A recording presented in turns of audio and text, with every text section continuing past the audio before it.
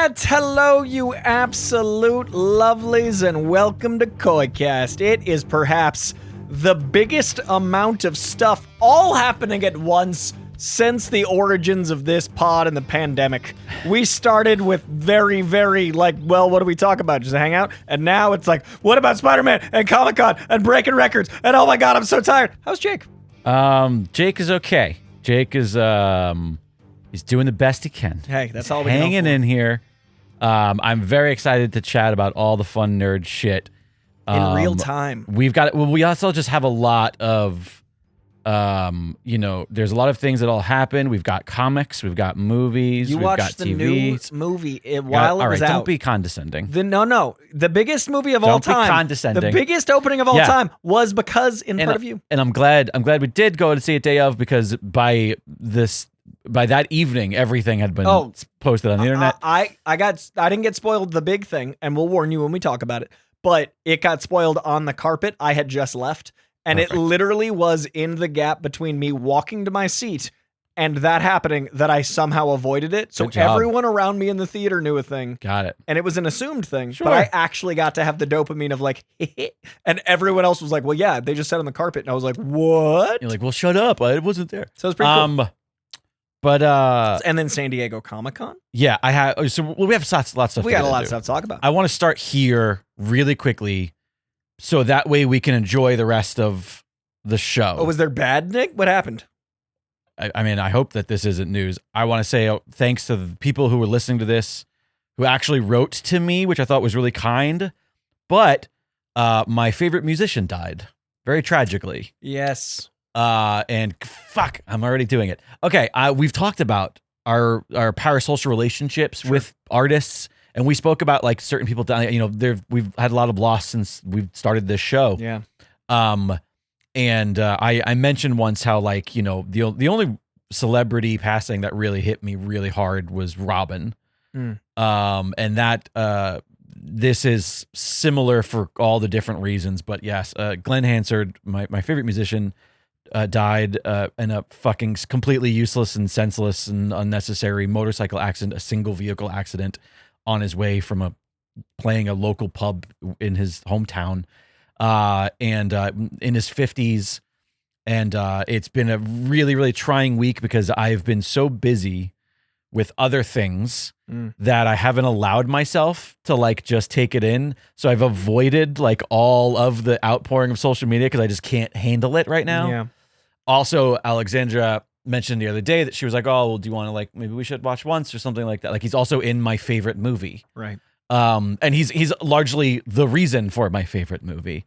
And a really hard thing that I explained to her that I prepared for that will take a while is that in said movie, he's mostly driving a motorcycle around. Yeah, I thought of that one. And it's just, man, does it suck. So it's been a really shitty week, but it did mean a lot to me that people know how much he means to me. That's so special. That they wrote out to people, literally just sent me messages on social media. They were like, hey man, I'm sorry. And I'm like what, to me, like everybody loved him. Like he's literally, I think he's the greatest songwriter of our generation, full stop. I think he's the most unique. And the fact that he's such a musician's musician that everybody is like so broken hearted about this and for more reasons than just the tragedy of it, considering how much more he had to give, and also like where he was in his life, like the place that he found himself, and like, oh, just absolutely horrible. I think this was it. Like I have changed my mind about motorcycles because of this. This was the one. I've always ridden bikes, you know.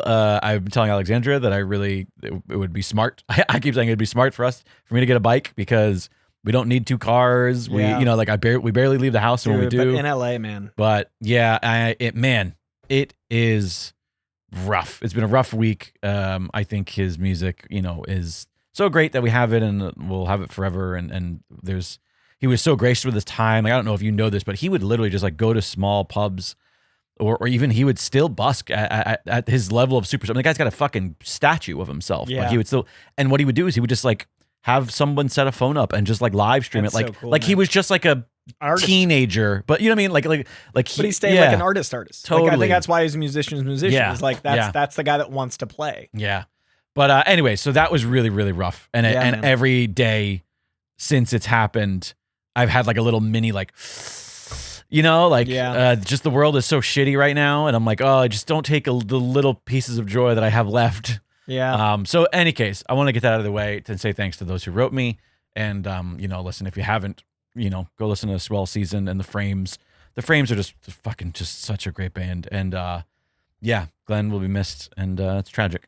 Yeah. But outside of that, I did have some serious FOMO about San Diego Comic-Con. We should go chronological. Well, let's go Comic-Con just because that's first, because then you got something in reaction to it. Well, yeah. Which was our third act.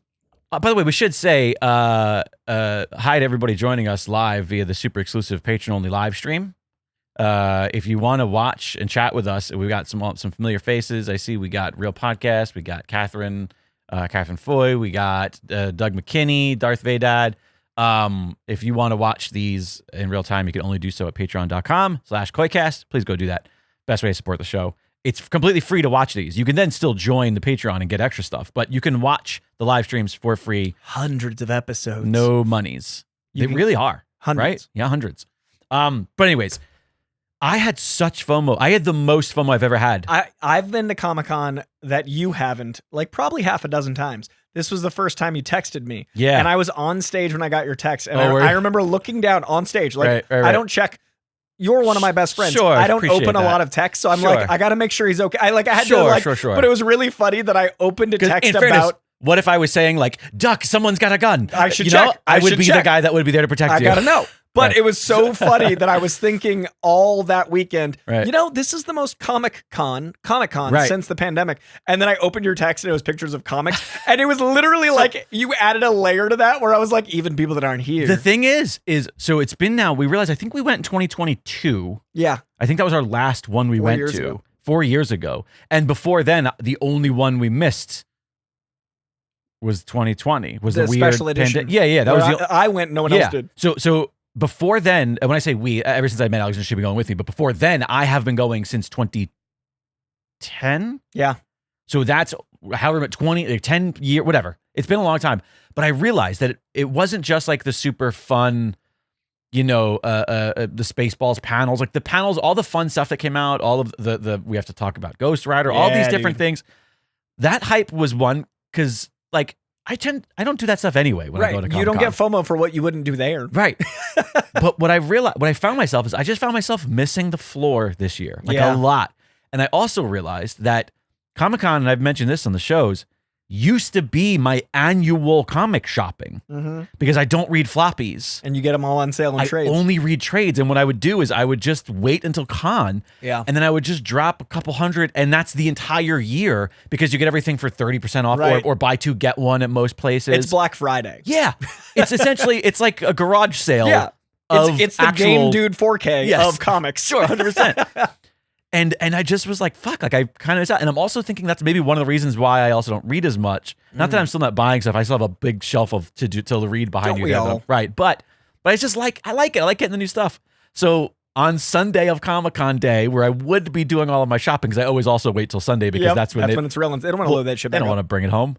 As I just went to also House the Secrets. jig is up. Everyone knows that now. Yeah. I could not move on the floor Sunday. Oh, like everyone knows to wait for that day. So I was literally like doing the sideways, and I was like, "This is not a Sunday." Sunday used to be the like easy day because everyone leaves. Yeah, but they get that first train out. So you wait till like noon. It was a Friday on the floor. Oh, everyone knew. Good to know for next year. And then the 4:00 train sold out, and it was a mess. And because everybody waited, like the train, like to go to the train to go back to LA. It used to never sell out after noon because everyone would leave the first two trains. Interesting. Now people learn to shop Sunday, so they're taking the later trains. So the train and the floor were fucked on Sunday. I've never taken the train to SDCC. Oh, I love it. I get all my work done on the way in, and then I just collapse on the way back, and I just kind of like existentialize. That's not bad. We always drive in. Maybe we should think about that. It's longer. But it's 3.5 hours versus the 2-hour drive. Right. But you can be productive, and you can also you could sleep. Yeah, right. I do a lot of middle distance staring on the way back because I've just done too much. Well, anyway, you got a bunch of good stuff. So I only went because Ultimate Spider-Man Volume 4 just came out. Yep. And I was like, well, I'm going to go pick that up at House of Secrets in Burbank. That was it. I just went for that. And I came home with like 7 exceptional. I bought so much stuff. You got the greatest hits of Coycast. When I looked at the list, I was like, we've talked about all of this. So I want to talk about Ultimate, and we have also the stuff I bought. Woman of Tomorrow. Yeah, you did. I caught up on Saga. All this other stuff. But I think we should talk Saga next week. I think we should definitely talk Spider-Man today. I want you to know that when I got that text, that was adorable. That I was with Airbud. So I want to hear about your SDCC now that the pity parade for Jake not going this year is over. Well, the Airbud was Sunday, so it was really funny that I was like, I would just said the sentence, I'm so happy to be at this year's San Diego Comic-Con. It feels like we're back, and better than ever, it's about comics. And then a few beats went by, and then I opened the phone, and it was photos of comics. And I was like, yes, it's full. Like, it was such a complete moment. This Comic-Con was really special. It was people talking. You say that every year. But they're all special for different reasons. Oh, there it is. So this one was the most comic-y. Your first married SDCC. First married, and she came down for 2 of the 4 days. Oh, that's fun. She came down after work on Friday. So she was with me Saturday, Sunday. Okay. This was also the first con where last year at Comic-Con, this is not for ego. This is for reality. It's ego too. But like, okay. When I was at Comic-Con last year, it was definitely the first time I noticed, like, I've got an HBO show with DC. I've been doing this comic thing a long time. And I felt that like, respect with a side of like, it's a difficult navigating the floor in a different way. Like people see you and they recognize and you. I love it. I love people coming to say hi. Like It's really cool. But I also didn't get the respect from like the organizations. Like I got less work because everybody was like, "Oh, you're a DC guy. We can't have you on this thing." And I was like, "No, I'm very intentionally all comics. Like I talk Marvel as much." Right. So last year was hard because I think the show was new enough that everyone kind of like put me in a corner. Right. And then all the after parties, I wasn't on any lists, and I had to like navigate with my publicist, and it felt really gross to be like, but I want to do it. And that's where I do my work is networking at these parties. Sure. So last year was weird because I like lost ground. And so I was like, I thought I was doing good. Right. This year made up for all of it. I didn't have a single problem getting in any party and all this stuff that you always want, like that cool. But I also like at these parties got to network in a real way. And I think this is the first year I felt like a grown up. Like, I don't know if it's because I'm married. I don't know what it is, but like, I didn't care about talking to celebrities. I cared about like my business. Sure. So it was a really weird thing to go in the parties and not be, it wasn't inappropriate to me to be in there and be like, oh my God, it's blah, blah, blah. Right. Instead, I was like, oh, you're the head it was of still blank. Appropriate because it's you, but not situationally. Yeah. I still made it weird. Yes. But I was really excited to meet. You do like, go ass first. Yeah. With your hugs. Right in. I'm like, so good to see you. And I do the scoop. But it was really cool to talk to people that had seen my panels. And there was like we really loved what you did. And they were people that could tell how difficult the job was. Right. Because people don't know how hard hosting is. So it was cool to talk to the people at these parties that actually like feel it. Right. But every single conversation after that was about comics. So I'd be at like the IGN party and people would be like, you read Absolute. And I'm like, are we really having a Comic-Con right now? Right. Like I ran into actor buddies that are on panels promoting their Apple movie or whatever. Sure. And they're like, reading. have you read? Right. And that is well, new. it's and I think it's they're also popular again, like the 90s. And also you are now. They know what to talk to me about. Yeah, you're now the comic guy to them. Where before they might know that, I've seen your face, or also they're just like, oh yeah, you just like do panels, right? You're like pop culture, yeah. But now people are associating you with the thing you love, and that's makes so refreshing. Which it's the same. It's no different than like. What's the first thing you're going to talk to Harrison Ford about? 100%. Yeah. He gets between indie or solo or The Fugitive. I finally get comics. Yeah. So, but it was really refreshing because like, that was a bad example, by the way. I was like, he has too many things. I was like, Harrison Ford, I was like, the 8 things? He has too many things. And also he doesn't want to talk about any of those things. Yeah. Shrinking, he'll talk about. You understood my intention. Yes. But it was cool because I shameless name drop, but like, Matt Lillard and I go back a number of cons. We've done panels together. We're friendly. We know each other outside of cons. But it was really cool to be at an after party with him, and he just wanted to geek out about this season of Daredevil, what James Gunn's doing. But he knew that I was plugged into all of the things. Right. So we got to have like an in-depth conversation. Sure. But then when people gathered, they didn't interrupt us for a photo with Matt. They like joined the conversation. Right. And I've never had a con that felt like in the 90s when you'd start a conversation and the bubble would grow. Yeah. It didn't mutate into like, what's Brad Pitt doing? It stayed. Sure, So it was a really cool con to feel like it was run by people that wanted to talk comics. And yeah, it's like you said, like the comic books felt like the prom. And here's the thing, that's crazy to say in a year with every goddamn movie star in the world in a Marvel movie, like the biggest, most bloated Marvel project of all time, and all these other things, and the fact that like Rick Moranis and Spaceballs, like it's like, yeah, this was a comic book thing, but this is like kind of what it should be. Yes. It can be everything. It felt authentic too. Yeah. I mean, I didn't get to see what it was, but like there was a giant Alex Ross installation. Yeah, I don't know what that was, but I was like showcasing new work of his. I went through it. I'm like, yeah, like this is what you would want. Sideshow came back. Sideshow Collectibles hadn't been in 4 years. They came back.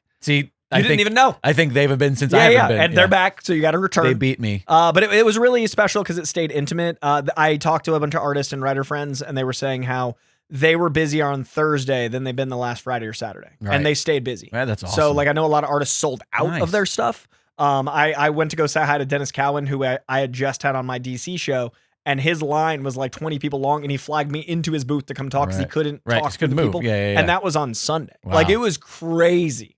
So it's great. It was good, man. It's almost like maybe there is a an active decision happening about art at a time when it's being fought. It's being fought aggressively by AI and capitalism. And don't get me wrong, SDCC is just capitalism, but it's not capitalism run amok. Yeah, it's capitalism with heart. Well, it depends on who it is. Let's community capitalism. Let's not give Disney and Marvel. I'm not giving them. I'm not giving Disney, but I'll give Marvel this year. I'll give Marvel. Sure, that's fair. I think I this year felt the difference between Disney and Marvel. Right, and that felt really nice. It did seem like it was fun what they did with the dude. They all 360 they did. Oh, I was gonna say it seems like it was fun that they had like the Lefarian Witch. Like change every and the day. Hall H panel they made 360. So the people in the back, did you hear about the Hall H panel? I mean, I saw photos. I don't remember it being 360. Dude, okay, so Hall H is 6,500 people. It's huge. I've been. So if you're in the back, you're watching TV screens. Yeah, which is still awesome because the room's awesome. Like the energy's still great. They built secret stages in the back that housed the Avengers and the X-Men. So on the front, you were watching like the leads like Downey Jr., Chris Evans, all that stuff. And then they were like, well, this is too big to just have us take him out. And then they opened up the back. Oh, I so understand. The people in the back row got to be front row. Oh, when you say the back, you mean the back of the hall, not the back of the stage. Because when you said 360, I'm thinking like you meant like, they made the room. Right, got it. So the people that got the bad seats, the shitty seats were front row. So they got to have like the stadium experience when you're like, we're going to bring you to the stage. They got that. So like in the back was like 10 feet behind them was like Paul Rudd. Was all the rest of like Kelsey Grammer was hanging out as Beast. But a really fun. We don't have to talk about him. I'm sorry he was there. But a really cool moment was I was like halfway between the back and the front, and all the people, the Avengers next stages rushed the stage to join the main stage, and it was like 50 people on stage. It was crazy to see everyone in Hollywood's on the stage. But someone 2 seats over from me on the end of the row had a Chiefs flag. So you like knew Paul Rudd might be there. Yeah. So Paul Rudd I saw the video. Dude, he stops like literally like, and this is a funny moment because my wife's only 2 hall passes are Paul Rudd and Mark Ruffalo. Okay. She loves nerdy old white guys. And as a nerdy old white guy, I'm very happy that's her type. But Paul Rudd is like literally, she's next to me, next to this person. She's 3 feet from Paul Rudd. That's really funny. And she's filming for me so I can type notes. I'm like working. Right. So she's filming, I'm working, and then that way we can post the videos. But she leans forward, and so she's got like closer to me than you with phone, and her hand doesn't waver. And as soon as he runs by, she hands me back the phone. She's like, I love you so much. I did not try to hug Paul Rudd. And I looked back at the footage and I was like, there isn't a moment of hesitation. So I was funny. like, I have video not proof even like of our love. Yeah, nothing. Like there is fidelity on frame. So it was really, we have this running joke of like, even for Paul Rudd, she loves me. Wow. And now I have video proof. But yeah, it was a really cool way to make the audience part of it in a real way. It felt like that low-key year. They also, obviously, the Gosling moment with my buddy Josh was special because Josh has been pushing it for like 5 years. So it made it feel like journalism was part of the whole conversation. And then, I mean, I've been saying since Alien, David Johnson is the next movie star. And I kept hearing that it was going to be Damson Idris, who I like. I like F1. I don't. These names are not familiar to me. David Johnson's in Alien, the one with Kaylee Spenny. Yeah, I have. He's also in The Long Walk. Yep. So he's the new young T'Challa. He's T'Challa. And yeah, so I saw the photo of him, and I have not seen him in a thing. He's sensational. I take your word for it. I said in Alien, I was like, this kid needs to be like in everything. And then when The Long Walk came out, everyone else caught up, and they were like, this guy. And I was like, I've been saying it. Right. And then I said a year ago, he should be someone important to Marvel or DC before he gets too famous to where we associate him with himself. Also, I wanted good age. Yeah, dude, he's perfect. Yeah. So when he came out on stage, I was like, the dreams are coming true, because that's an impossible role to take on, and you need someone unique, but also someone that has the gravitas to make it their own. And now I think T'Challa can be like a legacy role as the son, as opposed to everyone wins. The recast people win, and people that wanted it to be honoring him, making it the son. Casting, perfect. Yeah, I dig it. What was your favorite thing from SDCC that wasn't like businessy? That was just like, the thing that you enjoyed because you're a fan. That's a good question because I was so work mode. Yeah. I mean, it was a work thing, but hanging out with Airbud was a very millennial childhood affirming. When I saw the photos that they had Airbud, I was like, "This is." I got to be with Airbud all weekend. I got to like hang out with Airbud. So funny. That wasn't work related. My buddy Sam, I hadn't seen in 4 years, and he's an actor, so I was a little afraid that it was like work friend. And we ran into each other and we're so happy to see each other that it turned into like whenever we saw each other the whole weekend. Right. It was one of those reunions. Yeah. So I think that was cool because it started with like, is this work? That's and then it turned into like friends. That's another thing that I miss about con is I definitely had friends that I only ever saw. And the irony is that they live, it's not like they're all here. Yeah. It's just like, oh yeah. We got to take the train or drive. I knew I was right. In fact, you ran into my buddy Eddie. Oh, I love Eddie Doty. And I was just like, oh, like I miss cons. Like, yeah. I would always end up running into him. We would always end up like him and a big group of friends at dinner, like in the fish and chips place across from the I don't know what that place is still, if it's still there, if it's still called. It's like a little British pubby kind of joint. Yeah. That's in the little triangle. Yep, right in Gaslamp. But yeah, that's another thing I miss about it is that like, oh yeah, that's right. The people, it's like there's that person that's I'm only gonna see here. It was it's definitely a work thing, but it's reflecting life. My favorite moment outside of the actual floor, I had just done Ramayana, which is this giant epic in India. And I did not know, I don't speak Hindi. I don't know the myth that well, but I know Vishnu and I know Shiva. I know the myth, but I don't know the story. Yeah. And I was really nervous about that. And a lot of people wanted my opinion on it. And then obviously I know all the Marvel stuff. So I was filming coverage and I came back to my hotel to work and I had just done the whole H panel. And a couple days later, the Ramayana trailer dropped. But in that Marvel Hall H panel, Anya and I have never worked together. My wife, Anya. Right. And she wants to start working with me, like growing the family business. Like we want to make it a family business. Okay. So she came down and it was going to just be like, I want you here. But she's like, if you make these videos right now, I'll make the thumbnails. And she learned on the spot and started putting these things out. And I've grown my YouTube 4,000 subscribers in 2 weeks because of her. And it was in duress. Like I didn't want to do it. I was exhausted. We were in the hotel room. I think my favorite moment was also, trusting her and letting go. It also just shows you like how easier things are with when you've got somebody. Teammates. It's and I'm such a solo dude. So I think my favorite moment was me being like, I got to let go and let the net catch me. And like, I realized my wife is my partner in a different way. Like I really, truly am a better person for my wife. And that's even affecting my work. Right. So it was a really cool moment to be like, whoa, this is making my Comic-Con better. And that I'll think of that the rest of my life. Like that was such a cool thing. I like that for you. Yeah. I think that was my favorite moment. Well, wonderful. It was a good con. You were missed. Your text made me realize that it was that moment where I was like, fuck, it's Sunday and I haven't seen Jake. Right, yeah. You going next year? I don't know. We'll see. Well, they also they changed the way that they do the pro passes now. So I don't know whether or not I could still just get a pass for the sake of it. Like I think because even the pro passes now, it's like a minimal paid pro pass. Yeah. It's not just like a guaranteed, here you go, free thing. So if I remember in March. When they start the, well, it's probably earlier than that. I can't remember when. Sometimes it's like the week after the con. It could be now. Right. Yeah. Then I'll try to get my material together and get passes. But next year I definitely want to. Even if I just drive down for the Sunday next year, I definitely want to attempt to just make a trip for it. Let me know as you decide. Yeah, we'll see. We'll sort it out. But what else do we want to talk about? We got so much stuff to chat about. You got a comic that ties directly into what our big story is. So you want to talk Spidey stuff? Let's talk Ultimate in the movie. Yeah. Let's. Should we just go like full spoilery for the book? I think that's fair. It's been out for 3 months. Yeah. Because the thing is that to me, it just came out. Right. Because because the trade came out this week. Right. But so maybe people are also where you are because a lot of people are trade people. Right. So we're talking about Ultimate Spider-Man, the 2025 Ultimate Spider-Man. Just wrapped up in trade. It's been wrapped as a comic for 3 months or so, 4 months. Wait, really? It's been that long? It took them that long to get these out? It usually is about 2-3 months after. I always thought it was like the following month of the final issue. I think they want to sell the issues. Right, so I think they want to avoid people. They don't want to, they know you out there. They're not going to get me. But they're not going to encourage it. They're not going to get me. Yeah, I think it was a little while ago. I think it ended the spring. You could grab it and it'll probably tell you if there's original dates on there. But yeah, I will say that I do think it is worth the hype as far as like a really great, unique Spider-Man story that really doesn't feel like any other one you've seen. I think the problem is eventually like the character is going to have, is going to have enough of a general vibe that's going to be hard to find a new way in. Sure. There's so many iterations. Without changing something inherent to the character. Which I'm impressed that Absolute's been able to do so flawlessly.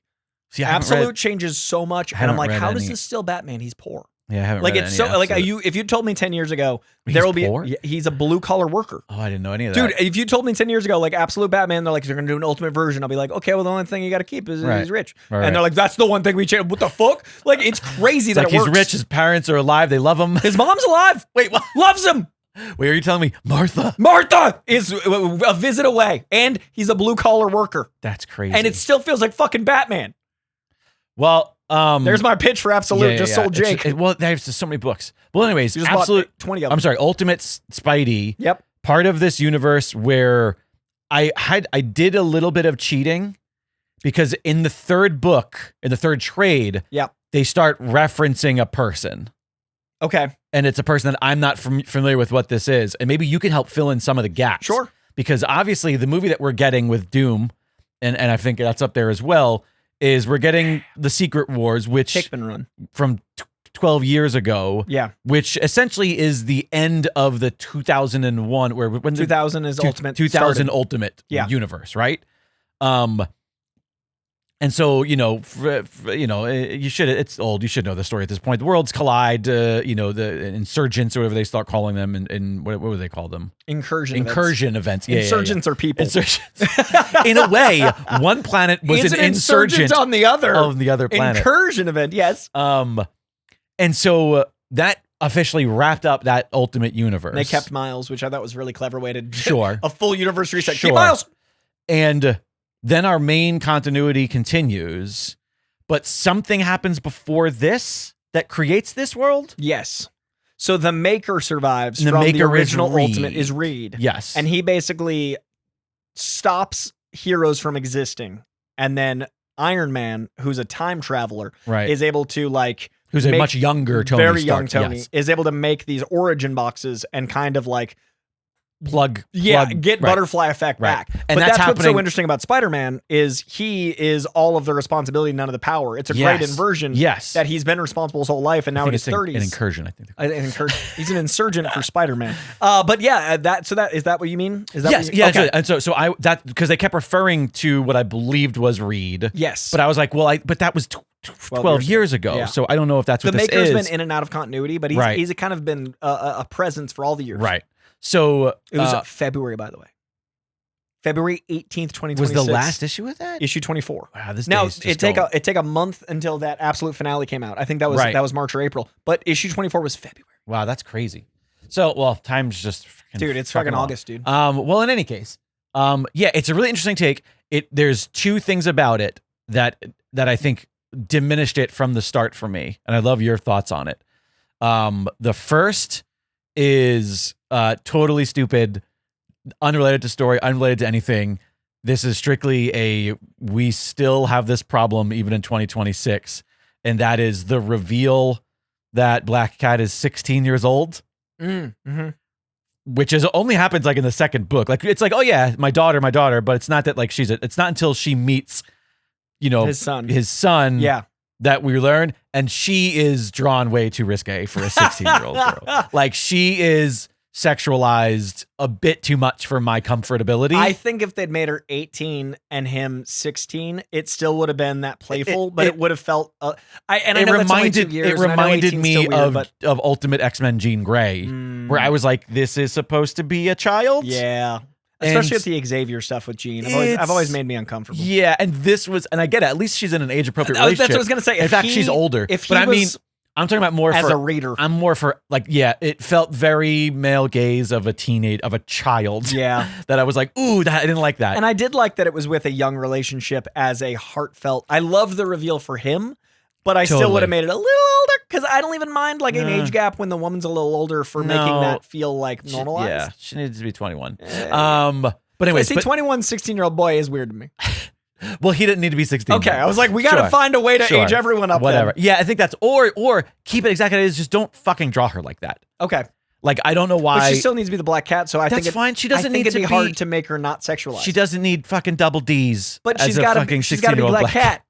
That's fine. So I think I like your 21 compromise. You just need to make her smaller. That's it. It's all we need to do is just make her smaller and not like whatever. Anyways, and maybe I'm part of the problem. I don't know. Maybe I was too attracted to a cartoon and now I'm uncomfortable with that. Jessica Rabbit fucked us all or up. An illustration. But the other thing is I think that once it gets to a point where we're learning about, by the way, love everything about Mysterio in this book. What a fun, different take. Absolutely love. In fact, it's like might be my favorite Mysterio canon now. Yeah. I might be like, no, I want this to just be what it is forever. Like, figure this out.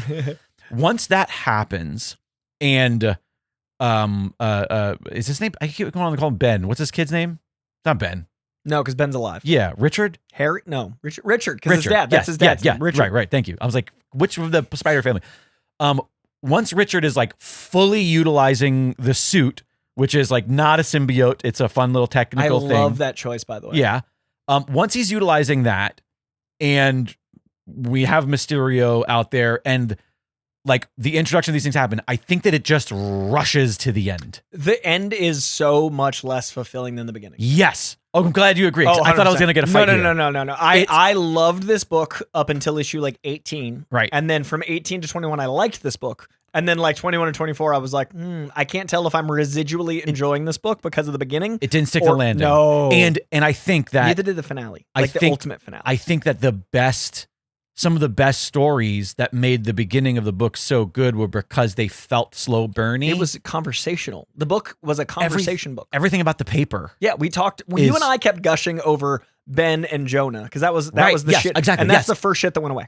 And it kind of just becomes like, yes, there's. And I get it has to be a Spider-Man book. There's an expose story about them revealing Fisk, and I did enjoy the like you got 30 seconds. I like the way that they play that out. When I saw them, I was still happy. Yes. But it felt rushed. It felt like everything got pushed. I think this book was supposed to be twice as long, and they claimed that they knew it was going to end. I don't think so. Because I was going to say, it just feels like this. So the third book of the trades, which I don't know what issues that is, but like that, it was when things started getting a little bit like, oh, okay, we're amping it up. Hickman so I didn't can't mind. say, but I guarantee you this book was supposed to be 50 issues long. I feel like I didn't mind it there, but then this book, like I'm on the second issue, I'm like, wait, what's already happening? The final trade is like... That's what that is. It was a lot. And it does have one of my favorite punches of all time, though, between two ladies in a bathroom. Oh, it's so good. It's so deserved. It's that drawing. Yeah.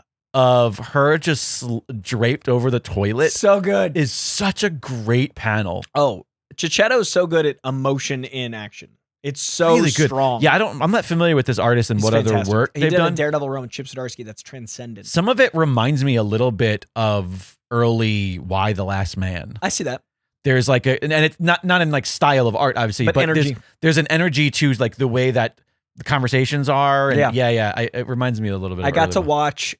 This is a fun name drop because it isn't as celebrity, but it's fun for me because you guys are the audience that would appreciate the scope of this. I love that you have to disclaimer them all because of me. He only does this because of me. I got to make sure I get less guff as I can. You and Greg, both of you, come at me. But I got to watch Spider-Man: Brand New Day with Bendis. And it was really surreal to have a conversation right after the movie. And we'll talk about the movie in a second. But a thing happens in the movie that is so Bendis. And we both were like when it was happening, we were like, is this? And I love that it was plausible because of Ultimate Spider-Man and the way it leads into Secret Wars, that could be where the movie went. And it was really cool to watch it with like the people that wrote these stories. Like Marvel actually invited the Titans of Spider-Man to this premiere. Right. And they're finally starting to recognize that's what it should be. There's also there's a nice big credit box of appreciation that I thought was really nice. It's funny, interesting. It's interesting too, because I was talking to Alexandra because we also watched Supergirl, which we should talk about. Patron only pod, that'll be the headline. And I was talking about how it's really interesting to me that it's still based on the comics and it's just the top, it's the creators. And I'm not talking about just about Supergirl, but all these things where it's no, that specific movie is based on a very specific, and that is Tom King and Bill Quizzy. Supergirl. And I'm always we need it. That's the next step. Yeah. The next step is we're getting there. Top. I know, but the next step is top. Yeah. I agree. Yeah. With the opening credits should include based on the Marvel comics by that person, inspired by characters created by Kevin Feige brought up comics on stage at Hall H for the first time in history. Oh. He literally opened the panel with, we wouldn't be here without the comic books. I want to praise all the comic book writers in the room. And I was like, I honestly, I'm not saying it's because of James Gunn, but I'm saying James Gunn doing it definitely helped that happen. Right. So I'm really, because Kevin Feige and him are friends. I feel like, we needed this years ago, but now that door's been opened, I think we're going to get a different era. Right. Because it is needed. Yeah. And I saw like 10 writers and artists at the premiere. It used to be like 2. Yeah. They really are doing it. It's also like, it's just good for business to get back to the Image era where comic creators were stars again. And they're doing, like, Scott Snyder gets mobbed. Yeah. I saw Rob Liefeld get stopped by like 40 people outside of the gas They lamp. were just looking for their money back. Yeah, they're like, what's happened to Youngblood? He's like, it's finally out. Those are just people who did his Kickstarter. It's out now. Youngblood came out. I'm joking. I can't not. I know. Did you see his post about he hurt his feet? And he's like, of course it's my feet. No, he got hurt right before the Comic-Con, and he's like, this is a post about feet. Puts his foot in a boot. He's like, I can't draw them. Like, but he literally made like a 4-paragraph joke about his lack of feet. And I was like, I love your self-awareness, man. Doug McKinney, I wonder if Feige was trying to do damage control in the Marvel Comics office move. Yeah, Marvel's coming here. And I met the new editor-in-chief at the Spider-Man premiere, and he's a nice guy, but New York and Marvel is like the most simpatico thing in comics. Like their best books take place there. All their characters are there because the writers were writing them there. Yeah, of course. And the West Coast Avengers line never lasts. Right. So I'm very curious, like when they're here, how that's going to change the tone.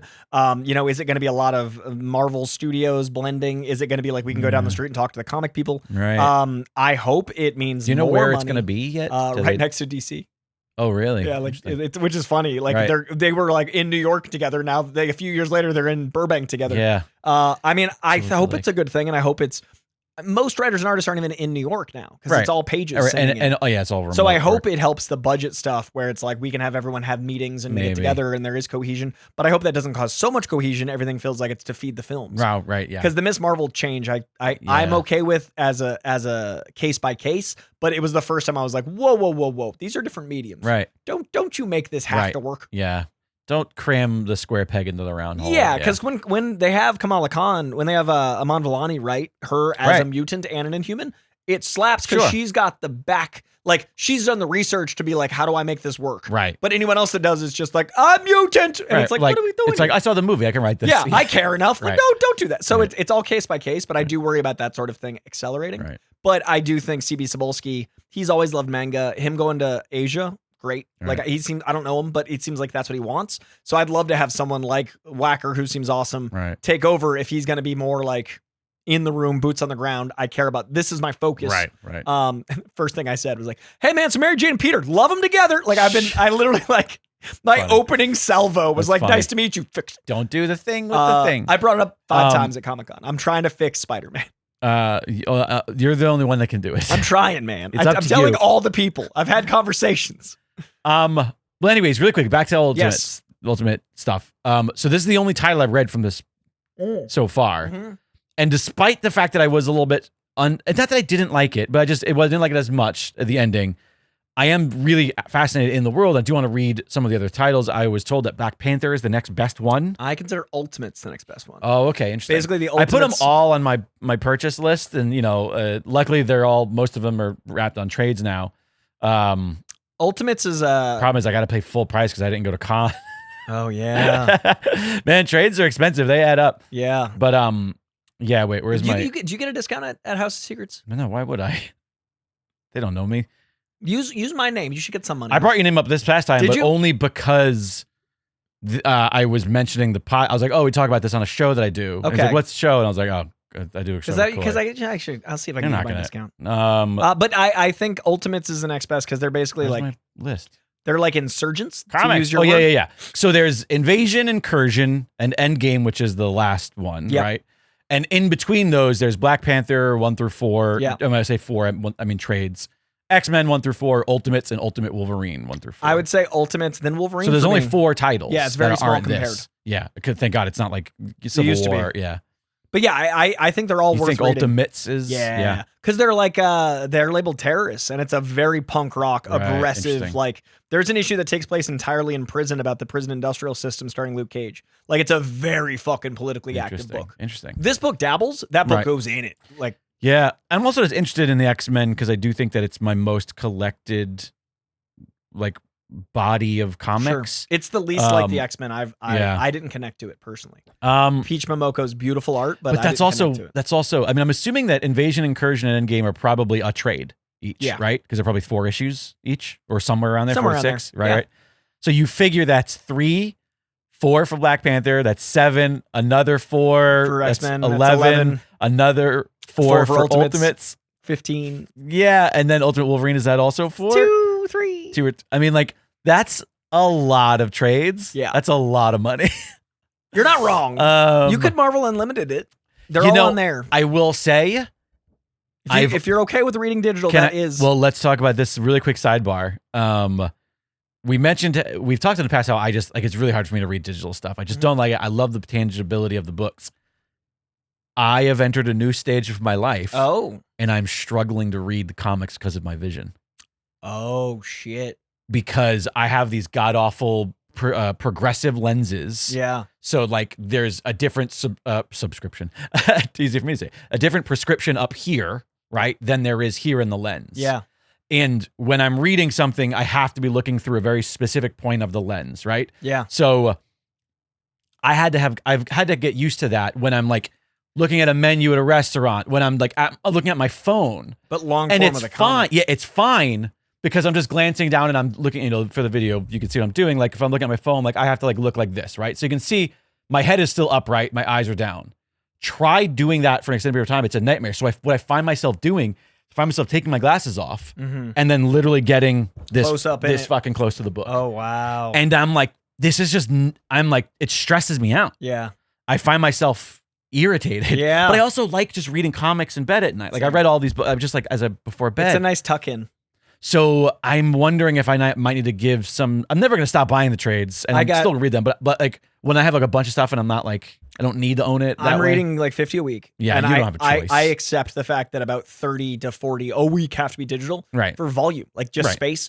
But I got a new phone. I have 2 phones right now, which feels very fancy. Are you still watching? Are you still reading on your phone? And I got a Fold. I got one of the new Samsung flip fold phones, and it's iPad size when you open it up almost. It's like an iPad mini. All right. And that's awesome because, like, if I'm out and, like, I get delayed, I can just fucking read somewhere. Right. And that's been essential because that's how I used to read, but this is so small. Yeah, But the Fold is pretty perfect. I had a Kindle. That was when I was reading them. It's about Kindle size when you open it up. And that was what I didn't like, but this past year for Christmas for my movie and for productions, Alexandra got me an iPad for Christmas. And that's pretty perfect. So it's almost comic size. Yeah, because I only really use that for production stuff. Yeah. As a monitor and all that stuff. So but I'm like, maybe I need to. What's the best one? Unlimited or Marvel Unlimited is best for Marvel. But, like, isn't there also a one that's attached to Amazon or some shit? I don't know if Comixology still exists. Comixology, that's what it was, right? I think it's gone. Oh. All right. So Well, Marvel is going to be your move. Doug McKinney, I read on my tablet that's almost as big as a printed comic in bed with my blue light reading glasses. Yeah, we're old. Happens at us quick. Being old is weird shit. You want to talk some? You want to talk about the most important movie to ever take place involving a Marvel character of all time? Because I did it, everybody. I finally watched Kraven the Hunter. Oh shit! Let's talk Kraven. No, I also watched Venom 3. And then I was like, well, I got to watch Kraven now. So we're going to talk about those in the Patreon pod. We'll talk about the death of Sony movies. Holy on crap, the Patreon man. Pod. It's all right. It's all right. I think the box office reflects its quality. Comixology Unlimited is specifically tied to the Kindle store now. Thanks, Real Podcast. Okay. Yeah, so I guess I only have Marvel, but then whatever. Maybe I just read Marvel digitally and everything else is store-bought. I mean, I get my DC Marvel. comics sent to me, so that's what I read print, and I read the books I'm buying. You get them sent to you? Yeah, like the comics in the mail. A subscription? To me. Like a magazine? They send me a giant box, and it contains. Because of work. Yeah. I'm like, what the fuck sort of weird subscription? That's how we used to get comics. I used to get comics mailed to me. Really? I never. Yeah, I subscribed to Marvel. I don't think I ever knew that. In the Ultimate Comic era, they were mailed to my house, but the problem was my mailman folded them, so I have so many mid-crease, and I had to rebuy them all. So he put them in my mailbox. A shiver just went up my spine. I have thousands of dollars in comics that are like poor condition because. And I bet you they were folded like not even the right way. They were folded like seam wise. Oh god. Yeah, and they used to have a board behind where you could check off a box of what to order, like an old CD drive. I never knew that was this cool, thing. man. That's pretty fun though. But not. I mean, I would do that right now. Yeah. Oh, it'd be amazing. Although, no, I wouldn't because I don't want issues. Go to the comic store. Never mind. I want trades. I would do that for trades. Subscribe to a trade subscription. That I would do it a fucking heartbeat. Sick. If it was just like this series, what's great about it is then it's like every 4 months a book shows up. Beautiful book. That's what Amazon was supposed to be. What are we doing, Marvel? Let's figure this out. Yeah. That's what Amazon was supposed to be. Like, that's what Amazon was trying to do. Amazon was supposed to be a lot of things. Yeah. So let's talk about Spider-Man Brand New Day. Anyways, are we going spoiler lists? Yeah, let's do spoilers on the Patreon pod. Okay. But I want to talk about the movie broad here strokes. with the people. Because it just came out. I'm really glad that I avoided all of the pre-show internet discourse. Oh, yeah. I almost combined internet discourse into one word. Oh, shit. Take a guess at what I almost just said there. That's how spider babies I'm really are born. glad I avoided all the intercourse. You know, by avoiding the intercourse, I got to enjoy I Spider-Man. need another sip of coffee. A lot of nerds. What a horrible postman. Disgusting behavior, Catherine Foy dark says. times. Yeah. It was like all the early 2000s for me. The subscriptions were so slow, though. I'd end up buying them at the comic shop first and then having 2 copies. Yeah, there were times it would come months later. And then I'd have a good quality. Sounds like it wasn't. Sounds like it all wasn't. It didn't work out. There's a reason it's gone. Okay. So yeah, I avoided all that stuff. So I didn't know what people did or didn't know about it. I did have one slight spoiler that I saw the day of, and I guess it wasn't a surprise because it was a thing that was just known. Okay. But you know, I'm not going to go so far as the hyperbole that everybody's like, this is the first time. I feel like every goddamn Spider-Man movie be like, we finally got this is really Spider-Man. I'm like, every goddamn movie you've been saying that for fucking 25 years. Relax. But it is kind of impossibly good still. And I think that it felt so much more mature. Yeah. I feel like I don't know. And maybe it's just because of like other Marvel stuff that we watched recently. I feel like we're in like Marvel mature era. I think because of Daredevil. 18 years. Yeah. Like MCU started 18 years ago. Yeah. It's about damn time. Yeah. I think I thought it was going to start with Deadpool because of how well it did R-rated. But then it took a little bit of like, ooh, we're not sure. And then I feel like they were like, well, we're trying to be a children's brand and an adult brand. And when I say mature, I don't even necessarily mean adult driven. I mean like it's written and presented in a way that's not cringeworthy. Between Thunderbolts and Spider-Man and Fantastic Four, I would say they're mature. I really think so. And I think like Thunderbolts for me, the trifecta is like Thunderbolts, Daredevil TV show, and like I feel like this is where my mind is at because there's still some things in there where it's like, all right, like I loved Wonder Man so much, and we also watched Ironheart as well before we went. We're like, oh, before we go, let's catch up. I think it's underappreciated. I know Ironheart's only bad because of how it ends. Yeah. Ironheart has the ultimate Spider-Man problem. Yes, where it had to rush to an ending. It starts so good, and then they went, well, let's wrap this shit up. Yeah, it's like, why not make 10 episodes? Make it good. Exactly. Yeah. But anyways, but man, the hype is real. I did love it. I don't agree at all with you or anybody's ridiculous lists on the internet that I've seen since seeing it. I think it's comfortably my favorite live action. No Way Home is it and No Way Home are the only two that are even fighting for first, and then there's a gap for me until the rest. See, and they don't touch Spider-Verse. I just don't think that No Way Home is as good as everybody says it is. I think I get it. It's got some of the No best Way Home was the scenes first time I did the hyperbole of like they finally figured out Spider-Man. Like and that all we was needed my was first 3 one. of them. That's what it took because to me the 3 of them together equal Spider-Man because they all play different versions of him that don't quite. None of them feel complete because it's like Toby's so angry. Well, and I think that's maybe what makes this movie so good. Because he's the culmination of them. Is because they've figured out. And the movie's the culmination of them. They did literally. They took from all 3. Took all 3. No, that's why this is the best Spider-Man. That's why I'm comfortably saying it's the best one. Right. I've seen it again on Wednesday. I've seen it twice. How do you feel about it as an adaptation of works? Does it feel? I think we have 2 movies that we can talk about right now between Supergirl and Spider-Man, and that is one where they like adapted a specific book. Yeah. And I don't think succeeded at doing that. I agree. And then we have something that does not feel like it's adapted from any specific book. It's even more so than all of the other ones. I'd say by design. This is the most original story where it's like, oh, everybody's like, we're gonna do Man Spider, we're gonna do this, we're doing him versus, like everybody had all these theories of what story they were telling. Gang war. And Tunstill, exactly. Yeah. And they didn't tell any of those. Yeah. They told literally none of them. The marketing was like, you're wrong. And I think it's really interesting because we talk about like we need to be relying on the writers of this material. Yeah. Yet this kind of goes against everything I've been saying for 20 years. I'd say the tone is what matters. I'd say as long as you get the heart of the character and you know. So basically, Brand New Day was written with a goal of tone and what the story was meant to be in mind, and they'd change out characters to fit Spider-Man. I think that's why it works so well, is because Punisher represents something to Spider-Man's journey. Hulk represents something to Spider-Man's journey. Yeah. And all of that informs the character. Those aren't relationships from the comic books. Those are informing Spider-Man's journey. Right. And I think that's why it feels like a movie and not like trying to be like, I think this is the best MCU as a world building device in Civil War, but I would argue that this is better than Civil War because at no point can anyone be like, well, it's more of an Avengers movie.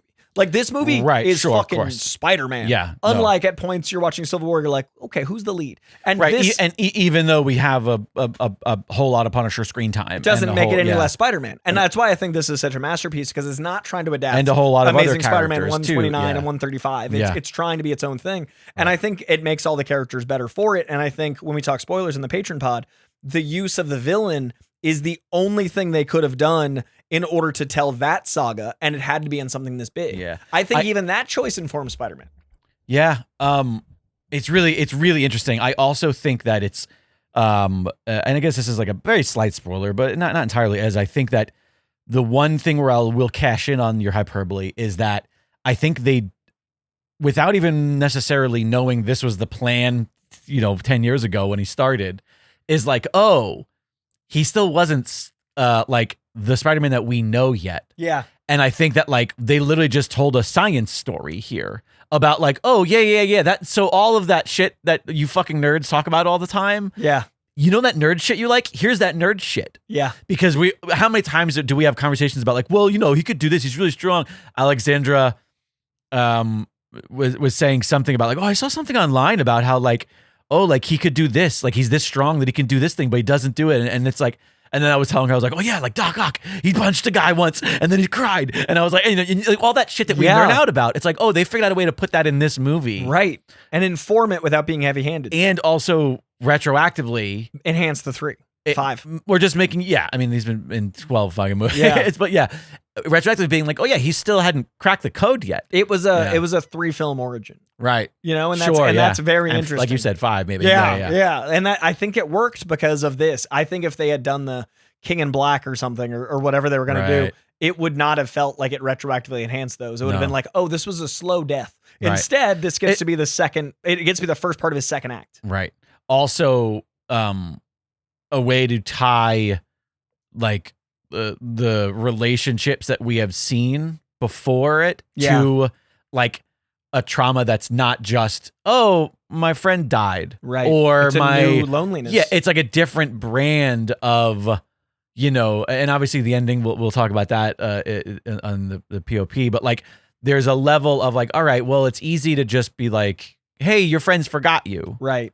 But like, to feel the loneliness, but and also to add that as like a flaw, a character flaw, opposed to just being like, this is sort of the problem that I've always had with the Raimi Spider-Mans, which I just don't think are good. And everybody's like, they're the fucking best movies ever. They're not. He's a terrible fucking Spider-Man. He's a terrible human being. People got so mad when I put Spider-Man 2 at 6. I was like, it's I'm so sorry. bad. It's not good.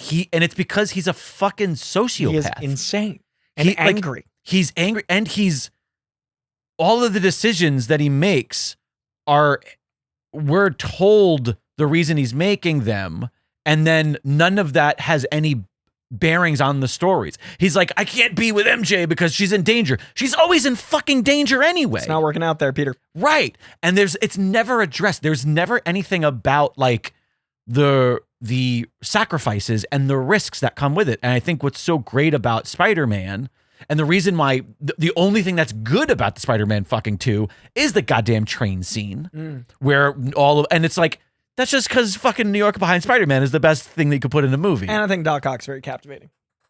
Sure. But to your point, I could argue, it's a really good Doc Ock movie. Right. Dark Knight, it's a really good Joker movie. I don't think of Spider-Man very much. When I think of Spider-Man, I don't think of any of those 3. And I think that insults a lot of people that have an attachment to him. Yeah. But yeah, I think Brand New Day, it absolutely does fucking succeed at everything it's trying. I like that it's not entirely predicated on a fucking commercial for what the next project is, which is a problem they've had for a while. It feels like it does set up things like they used to, but it's not the purpose of it. It has the movie is its own thing. It has phase 2 vibes. Oh yeah. And I mean that in a compliment. Yeah, the highest praise. Like yeah. It feels like Winter Soldier. It feels like Civil War, which I know is phase 3, but it feels those movies that are their own thing, that respect what came before them, that allow for something after them, but it's not trying to be an episode. It's trying to be a movie. Yeah. And it's special. Yeah, it's really special. I'm really stoked we went. I'm really glad that I didn't get any of the other major I'm so glad you got spoilers. to experience it instead of hearing it. Yeah, I'm trying to think what else we can chat about that's like really clutch. That's not so much spoilers. Yeah, that's why I'm like, so much of the movie is just hidden behind a veil, which is great. Hidden behind marketing that makes you go, wait, that's not. Well, it makes you go. Yeah, I mean, I had a lot. Well, because I also... It's our job to do that. Yeah, and I also, I sat down with Destin and the team that made the film 2 weeks ago. Right. So I sat down with the production designer, the director, 2 of the editors. I hosted a panel about all of the people that made the film, and we all watched the final trailer together, and then I got to present the trailer, and it was so funny. They just, opened up about stuff with me about, behind the scenes, and I was like, is this now public, or is this, can I share? It was such a weird moment of, I'm in between awarenesses. And even with that much information, I still got surprised. Right. It was so impressive that I knew so much more than anyone else in the public. And then I watched the movie and I was like, how did they trick me? You thought you were in? I thought it was behind the curtain. Right. And then I still got to be like, what? It was a very good magic trick. It's like going to a Penn and Teller show, and it's like, oh, our joke is we're gonna show you how the trick is done, but then they do a different thing, and you're like, motherfucker. And they didn't even I don't even know how conscious it was. But it was really, it was such a good theatrical experience. I can't wait to see it again. I've seen it twice. I'm seeing it a third. The IMAX thing, it's getting an IMAX release. It was not supposed to.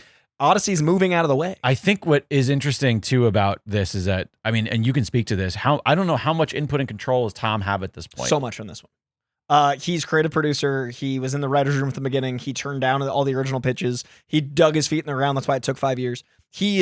I think him and Destin are why this movie is what it is to a large degree. I think that there's something to be said about the crapshoot of that luck that we cast Spider-Man and he cares enough and he loves it enough. As much as I love John Bernthal, when he took over for that special, it was didn't work. What does work is him here.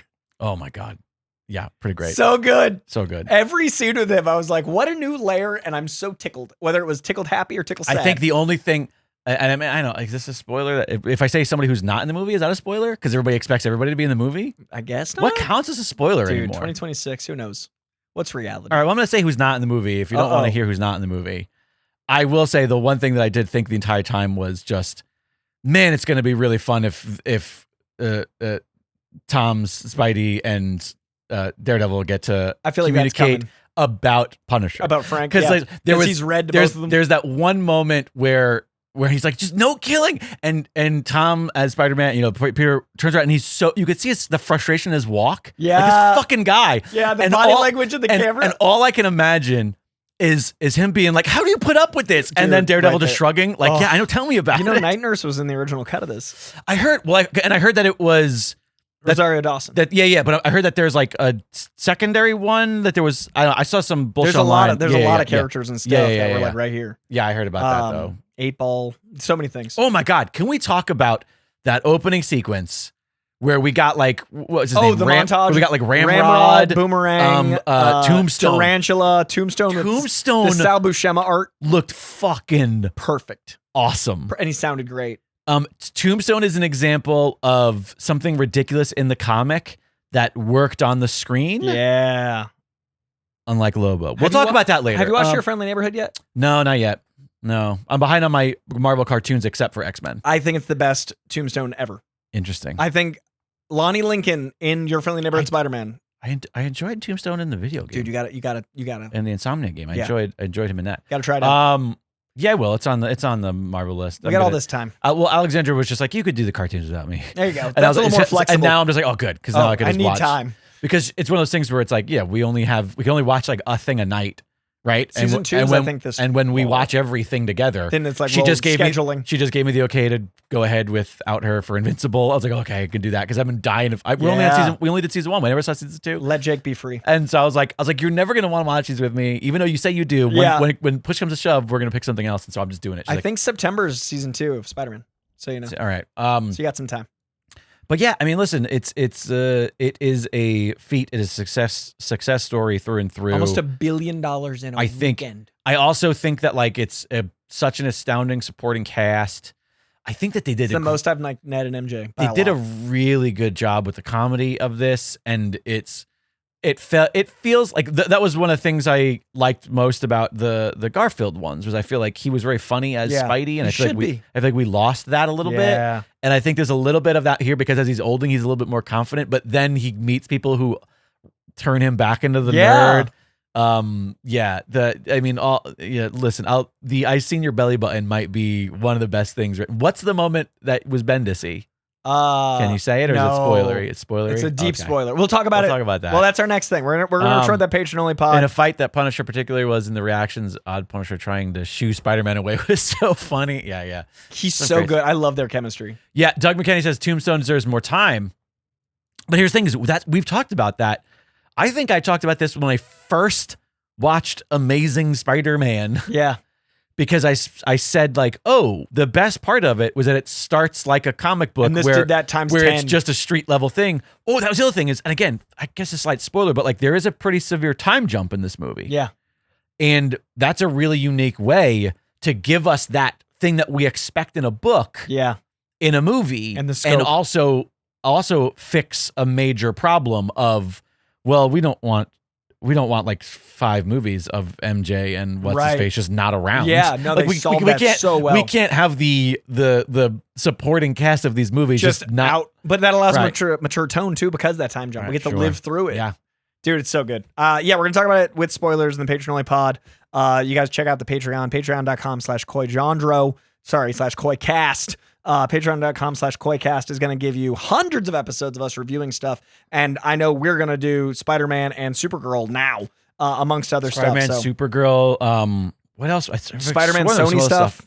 Oh, yeah. We'll talk about my name is Spony. My Spony? Spony. I'm all over the place. I can't talk today. Words. I don't know if I had not enough or too much coffee. I think maybe too much. I think we're both like... Well, we did start pretty late today. Yeah, and like I'm still sipping coffee. It's 4:15. Holy shit.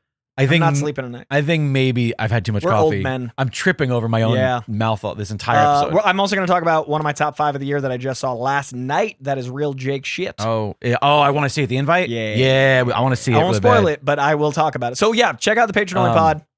I'm trying to give some hype with some other stuff. Obviously, we did some reading. We'll talk about Woman of Tomorrow and Supergirl. Yeah. There was another thing. There was another major thing. I was like, oh, I can't talk about this with him, and I forgot. But I guess I'll remember when I look at the letterbox. When I look at the letterbox. We have to pick a gift horse, unpunchable gift horse for the month of August. We're talking aren't we punching? August. Oh shit, deep August, dude. It's hot as fuck out there. It is deep August. Yeah, it's pretty brutal. 106. If you don't know what this is, head on over to that Patreon that Coy was talking about, and find out. Without further ado, by the way, I'm so far behind on sending these emails. I apologize, everybody. It has been. I'll get the emails out, but deep August. KenReels is the unpunchable gift horse for the month of August 2026. Oh, I think KenReels might be real podcasts in the live chat. I think. Oh, that would make sense because there's a reels in both of those. That tracks. Thanks, Ken. Thanks to everybody who continues to support the show over on the Patreon. We should not do the show without you. Next episode, we'd love to have some more hotlines. We got a lot of stuff happening. We've got all these great comic book art. Like, we have so much fun comic book adaptation happening right now and comic books. I'd love to hear some fun questions and some fun stuff from the listeners. Also, by the time we shoot next, we'll have the first couple episodes of Lanterns. Yes.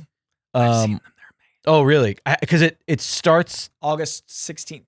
And are they dumping or are they doing weekly? No, weekly. Okay, so we'll have 2. Yeah, we'll have 2, unless they're starting with more 2 than 1. going on 3. I think just 1 week. So 2. Okay. And then just no shortage of. And then your friendly neighborhood Spider-Man will be out by then. Also, I think we'll be done with X-Men 97. It's only got 2 left, so it will be. Yeah, we will. So we'll do an X-Men wrap up. X-Men 97 is so good. Thick boy. I want to talk a little bit about that. We'll talk about it on too. Yeah, for sure. Fuck, that's so good. So we got a lot of stuff to talk about. We got so much stuff to talk about. If you guys want to call in, 818-794-0722. If you want to guide the conversation, leave a voicemail. You can also send a voice memo to contact@coycast.com. So try us at 818-794-0722 or contact@coycast.com. You guys are the co-hosts. Send in some questions and we'll dive on in. We'll be recording again, like you said, early September. And it'll be Narcissism Awareness Month, as my birthday is right there 2 weeks later. So NAM is around the corner. I am 6 weeks out from 38 years So young. what you're saying is that this is the last tolerable episode. Narcissist Awareness Month. So that means that in like October, I'll be able to say that I survived NAM. Oh yeah, you'll be fresh out of NAM.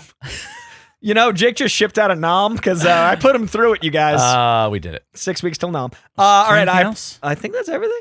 We covered a lot. I feel like we're forgetting something. We did the con. We did the spider. We did the comics. It's just been so long. It is. I mean, we also were texting like, there's so many things. And now it's like, we also did like an hour and a half, I think. We did stuff. Yeah, we talked things. We'll be back soon. We appreciate you guys dearly. And I love doing this show. So thank you for watching it. So there's a reason to do it. Because if Jake and I just sat here talking to each other, we would not have the time. It wouldn't be that much different. It wouldn't. We try to make it that way. But, you know, scheduling makes us do it, which is nice. Thank you all very, very much. Oh, I'm going to Ireland in October. Yeah. Why do you say that? Oh, get that episode in before Coy goes to Ireland and never comes back. I have made sure my wife knows it's a soft pitch. You know what I mean? There's an election a mere month after we get back, and that's going to determine how long that trip is. But yeah, I appreciate you guys. Thank you for being here. Thank you for listening. Thank you for letting me and Jake geek out and have an audience to join us for. And thank you, as always, to the arts and comics and you for existing. We'll see you soon. Bye.